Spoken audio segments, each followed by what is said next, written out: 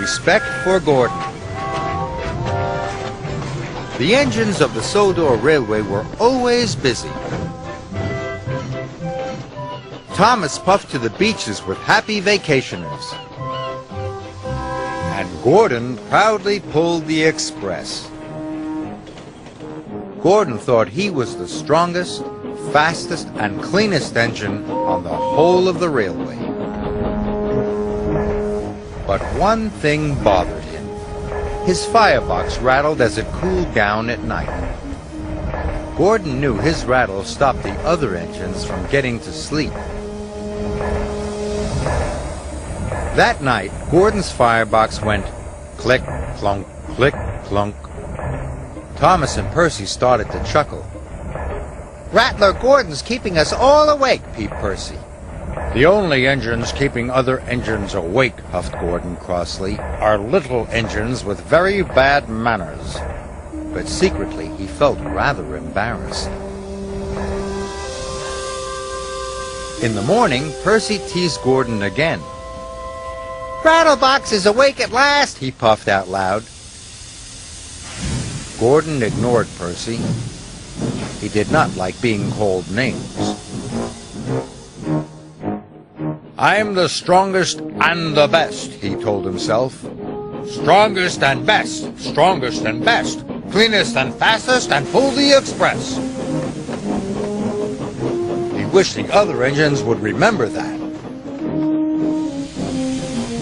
Later, Gordon pulled into Knapford Station. "Oh, look," laughed Emily. "Rattler Gordon's here. He's pulling the Click-Clunk Express." This made Gordon very cross indeed, especially because Diesel overheard. "I hope your Click-Clunk gets better soon," oiled Diesel.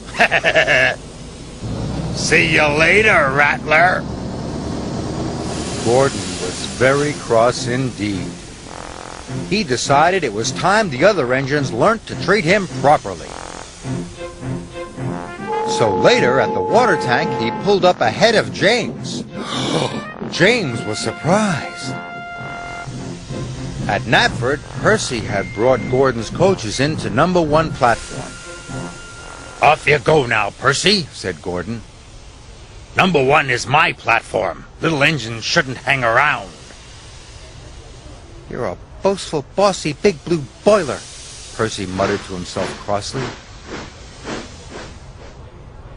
Later, Gordon told his friends to give a polite toot-toot whenever they saw him. "But why?" asked Thomas. He was very puzzled. "Because," huffed Gordon grandly, "I'm the strongest and the best." And he steamed away. "You can toot at him if you like," wheezed Emily, "but I'm not going to." Gordon steamed across the island. He felt very pleased with himself. He was sure the other engines would forget his clunk-click and treat him properly now. He saw Emily coming. He listened for her toot-toot. But Emily didn't toot at all. This made Gordon very cross. He was so cross that he didn't see the signal telling him to stop. And he didn't see the goods train ahead until it was too late.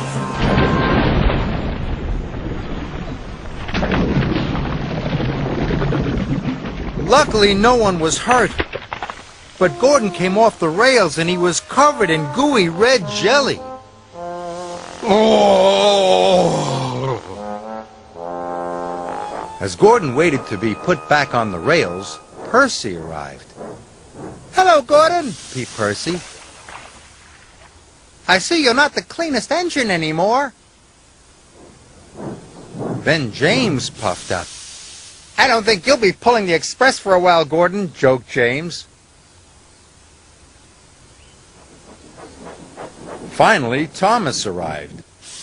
"Gordon's a mess, Gordon's a mess. He's the largest in jelly-ass," puffed Thomas cheekily. At last, Gordon was back on the rails. He felt very foolish indeed. Edward pushed him to the fitter's yard. Gordon had to stay at the fitter's yard for a long time. It was hard to get the jelly out of his engine. Emily and Henry took in turns to pull the express for him.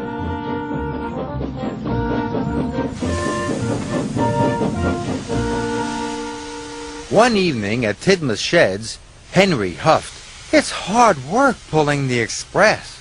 "Yes," agreed Emily. "Gordon must be very strong to pull the express so fast." "I miss Gordon," peeped Percy. "I miss having his rattle to go to sleep by." Gordon knew the other engines were pulling the express for him. "Thank goodness for Emily and Henry," he thought. "I'm sure they're doing a very good job." Finally, Gordon was as good as new. The fitters had even managed to fix the rattle in his firebox. That evening, Gordon had something to say. "Is it about being fastest and the best?" teased James. "Not at all," puffed Gordon. "I know my rattle kept you awake at night, and I'm sorry. And I was also silly about the toot-toots.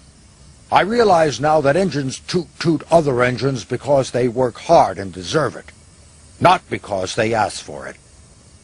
"But we think you do deserve it, Gordon," said Thomas, "because you work hard and you are a really useful engine." All the other engines agreed.